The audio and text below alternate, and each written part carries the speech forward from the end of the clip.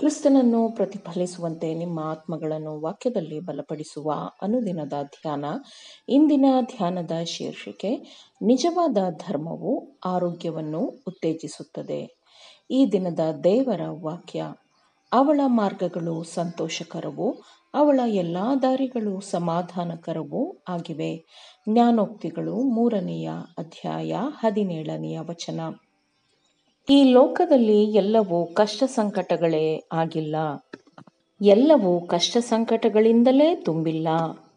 ದೇವರು ಪ್ರೀತಿ ಸ್ವರೂಪನು ಎಂದು ಪ್ರತಿಯೊಂದು ತೆರೆದ ಮೊಗ್ಗಿನ ಮೇಲೆ, ಪ್ರತಿಯೊಂದು ಹೂವಿನ ದಳಗಳ ಮೇಲೆ ಮತ್ತು ಪ್ರತಿಯೊಂದು ಹುಲ್ಲಿನ ಶಿಖರದ ಮೇಲೆ ಬರೆಯಲಾಗಿದೆ.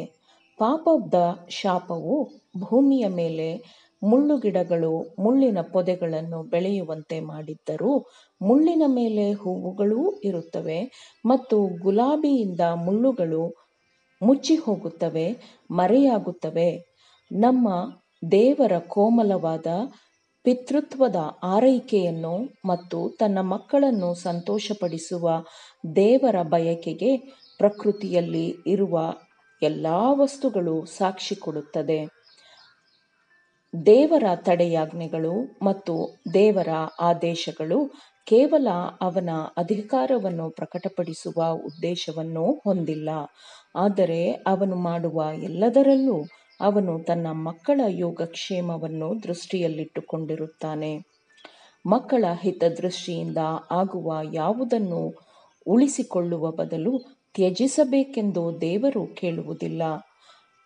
ಧರ್ಮವು ಆರೋಗ್ಯಕ್ಕೆ ಅನುಕೂಲಕರವಾಗಿರುವುದಿಲ್ಲ ಅಥವಾ ಈ ಜೀವನದಲ್ಲಿ ಅದು ಸಂತೋಷಕ್ಕೆ ಕಾರಣವಲ್ಲ, ಅನುಕೂಲಕರವಲ್ಲ ಎಂಬ ಅಭಿಪ್ರಾಯವು ಸಮಾಜದ ಕೆಲವು ವರ್ಗಗಳಲ್ಲಿ ರೂಢಿಯಲ್ಲಿದೆ. ಇದು ಅತ್ಯಂತ ದೊಡ್ಡ ತಪ್ಪುಗಳಲ್ಲಿ ಒಂದು ತಪ್ಪಾಗಿದೆ.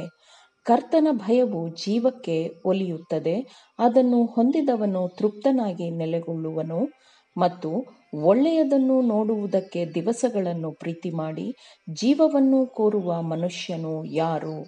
ಕೇಡಿನಿಂದ ನಿನ್ನ ನಾಲಿಗೆಯನ್ನು, ಮೋಸವನ್ನು ನುಡಿಯದ ಹಾಗೆ ನಿನ್ನ ತುಟಿಗಳನ್ನು ಕಾಯಿ. ಕೇಡಿನಿಂದ ತೊಲಗಿ ಒಳ್ಳೆಯದನ್ನು ಮಾಡು, ಸಮಾಧಾನವನ್ನು ಹುಡುಕಿ ಅದನ್ನು ಹಿಂಬಾಲಿಸು ಎಂದು ಸತ್ಯವೇದವು ಹೇಳುತ್ತದೆ. ಜ್ಞಾನದ ಮಾತುಗಳು ಅವುಗಳನ್ನು ಕಂಡುಕೊಳ್ಳುವವರಿಗೆ ಅವು ಜೀವವೂ ಅವರ ದೇಹಕ್ಕೆಲ್ಲ ಆರೋಗ್ಯವೂ ಆಗಿವೆ ಎಂದು ವಾಕ್ಯವು ಹೇಳುತ್ತದೆ. ನಿಜವಾದ ಧರ್ಮವು ದೇವರ ದೈಹಿಕ, ಮಾನಸಿಕ ಮತ್ತು ನೈತಿಕ ನಿಯಮಗಳೊಂದಿಗೆ ಮನುಷ್ಯನನ್ನು ಸಾಮರಸ್ಯಕ್ಕೆ ಕರೆತರುತ್ತದೆ. ಅದು ಮಿತಾಚಾರವನ್ನು, ಸಂಯಮವನ್ನು, ಪ್ರಶಾಂತತೆಯನ್ನು ಕಲಿಸಿಕೊಡುತ್ತದೆ. ಧರ್ಮವು ಮನಸ್ಸನ್ನು ಉತ್ಕೃಷ್ಟಗೊಳಿಸುತ್ತದೆ, ರುಚಿಯನ್ನು ಪರಿಷ್ಕರಿಸುತ್ತದೆ ಮತ್ತು ವಿವೇಚನೆಯನ್ನು ಶುದ್ಧಗೊಳಿಸುತ್ತದೆ.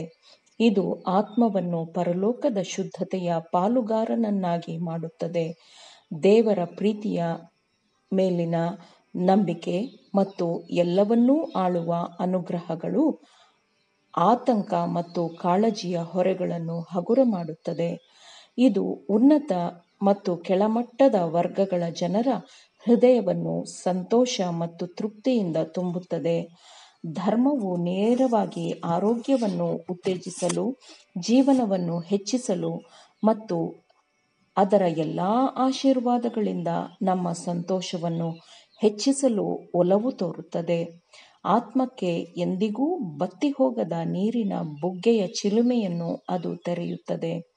ಕ್ರಿಸ್ತನನ್ನು ಆರಿಸಿಕೊಳ್ಳದ ಎಲ್ಲರೂ ತಮಗಾಗಿ ತಾವು ಏನನ್ನಾದರೂ ಕಂಡುಕೊಳ್ಳುವುದಕ್ಕಿಂತ ಉತ್ತಮವಾದದ್ದನ್ನು, ಶ್ರೇಷ್ಠವಾದದ್ದನ್ನು ದೇವರು ಕೊಡಲು ಶಕ್ತನಾಗಿದ್ದಾನೆ ಎಂದು ಅವರು ಅರಿತುಕೊಳ್ಳುತ್ತಾರೆಯೇ?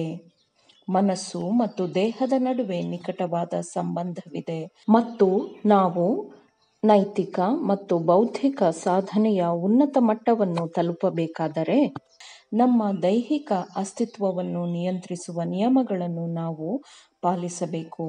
ದೃಢವಾದ, ಸಮತೋಲನವಾದ ಗುಣಸ್ವಭಾವವನ್ನು ಹೊಂದಿಕೊಳ್ಳಬೇಕಾದರೆ ಮಾನಸಿಕ ಮತ್ತು ದೈಹಿಕ ಬಲಗಳೆರಡನ್ನೂ ಅಭ್ಯಾಸಿಸಬೇಕು, ಅಭಿವೃದ್ಧಿಪಡಿಸಿಕೊಳ್ಳಬೇಕು. ದೇವರು ನಮಗೆ ಒಪ್ಪಿಸಿರುವ ಈ ಅದ್ಭುತವಾದ ಜೀವ ಮತ್ತು ಅದನ್ನು ಆರೋಗ್ಯವಾಗಿ ಸಂರಕ್ಷಿಸಬಹುದಾದ ನಿಯಮಗಳ ಬಗ್ಗೆ ಅಧ್ಯಯನ ಮಾಡುವುದಕ್ಕಿಂತ ಹೆಚ್ಚು ಬೇರೆ ಯಾವುದರ ಅಧ್ಯಯನವು ಮುಖ್ಯವಾಗಿರುತ್ತದೆ. ಆಮೇನ್. ದೇವರ ವಾಕ್ಯಗಳನ್ನು ಶ್ರದ್ಧೆಯಿಂದ ಆಲಿಸುವವರು ಮಾತ್ರವೇ ಆಗಿರದೆ ಪಾಲಿಸುವವರೂ ಆಗಬೇಕೆಂದು ನಿಮ್ಮನ್ನು ಉತ್ತೇಜಿಸುತ್ತೇನೆ. ಪರಿಶುದ್ಧಾತ್ಮನ ಸಹಾಯದಿಂದ ಆಲಿಸಿದ ನಿಮ್ಮೆಲ್ಲರಿಗೂ ಧನ್ಯವಾದಗಳು. ಮತ್ತೆ ದೈನಂದಿನ ಧ್ಯಾನಕ್ಕಾಗಿ ನಾಳೆ ಸಂಧಿಸೋಣ. ಆಮೇನ್.